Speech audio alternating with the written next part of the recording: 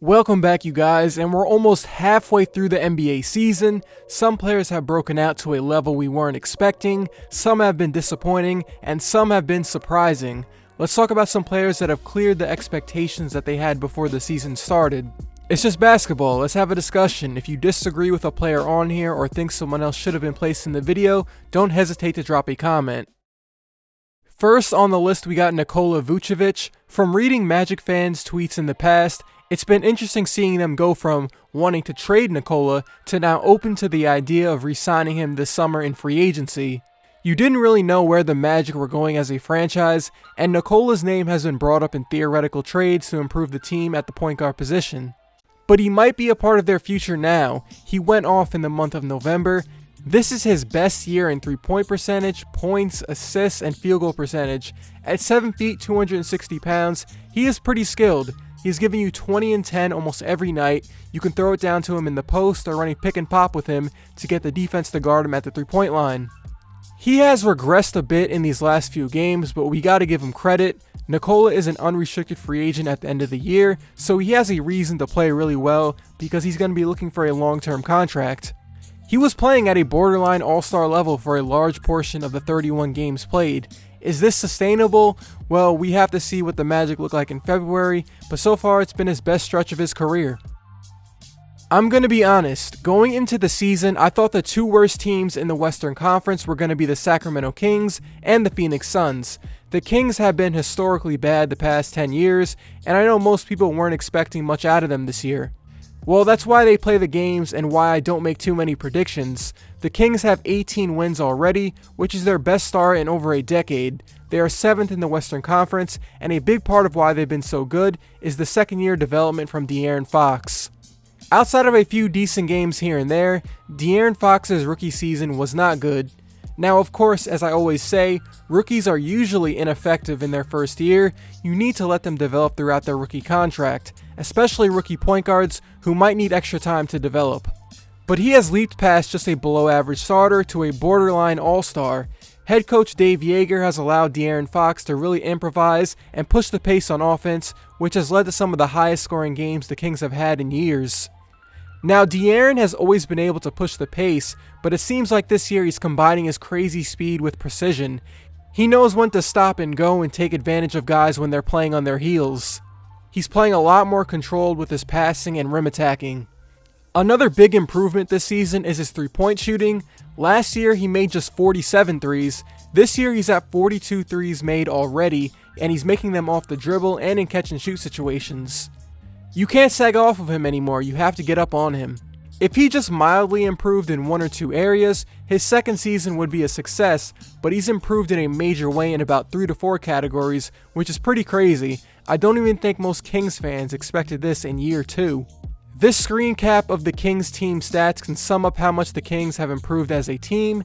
Their pace is one of the fastest in the league after playing super slow last year, their offensive efficiency is up, and they compete on defense, which is something you couldn't say about last year's team.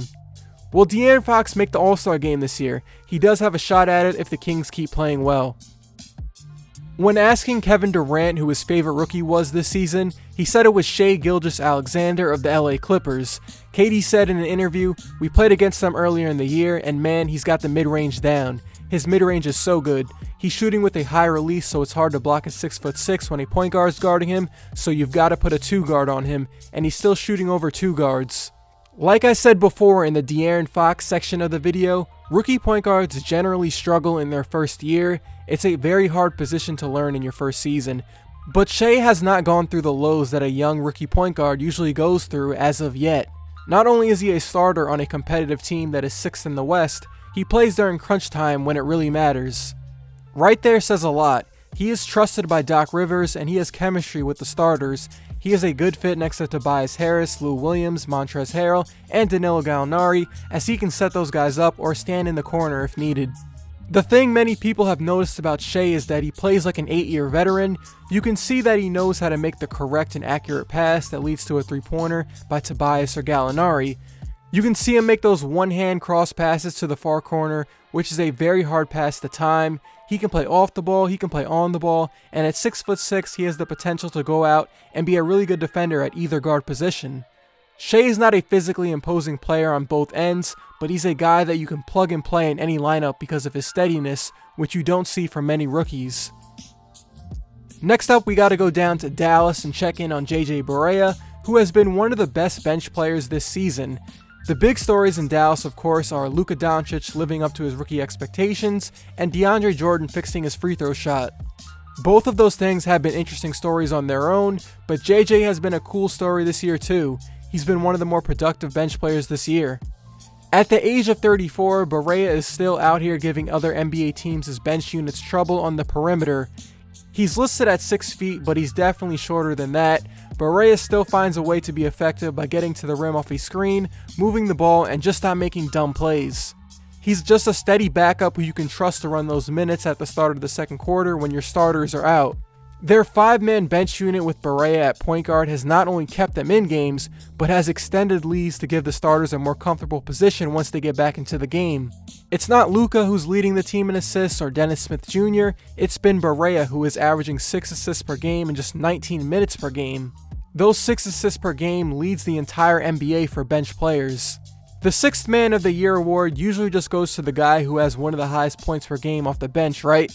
Well, Barea isn't getting most of the buckets off the bench, and he's probably not going to win the award, but you gotta give him credit as one of the best bench players on a competitive team. So I talked about Derrick Rose about a month ago for role players surprising everybody this year. We have to make an update about this because he has more than sustained this level of play since then.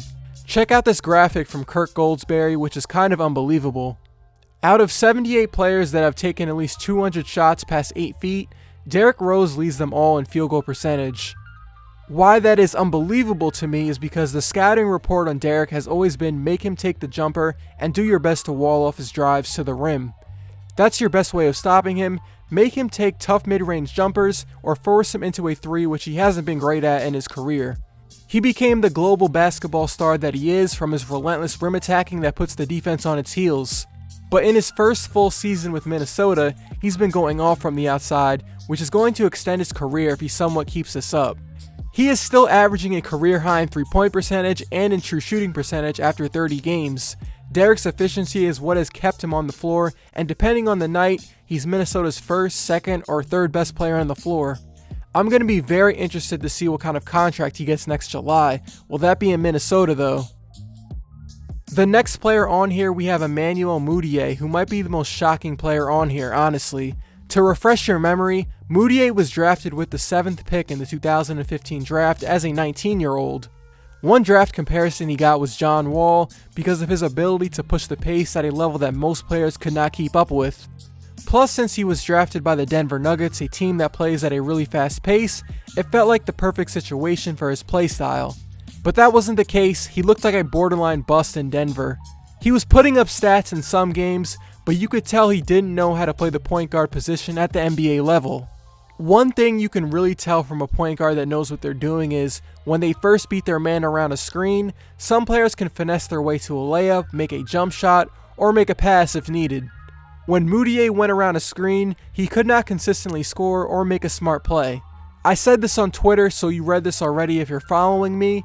Mudiay's career so far is another example of a rookie asked to do too much when he's not ready. With the Knicks, you can tell he is developing. He is making strides as a point guard. He is a smarter player, a more efficient player, and a more trustworthy player.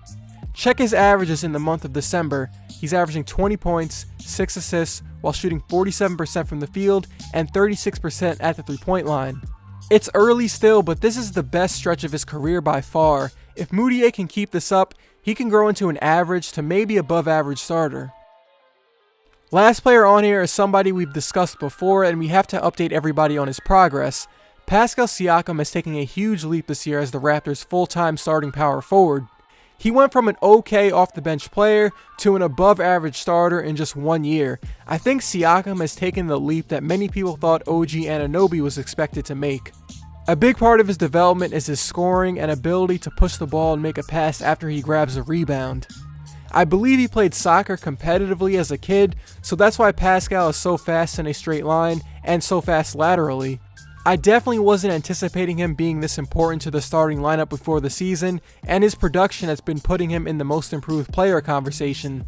He's not exactly a knockdown shooter, but he has had some games where he's made 2 or 3 3-pointers and has punished his defender for sagging off of him. The real test for his jump shot will be in the playoffs. When teams are locked in on Lowry and Kawhi, they are going to leave Pascal open and have him take tough shots away from the rim. And that's it for me, man. Are there any disagreements with the list, or if anyone else should have been added on here? Let me know. If you haven't seen by now, I am on Twitter, so you can follow me on there. Also, consider turning on notifications if you haven't already, so you can get my videos right away. Appreciate you guys, as always, for tuning in and seeing what I have to say. I'll see you guys after Christmas.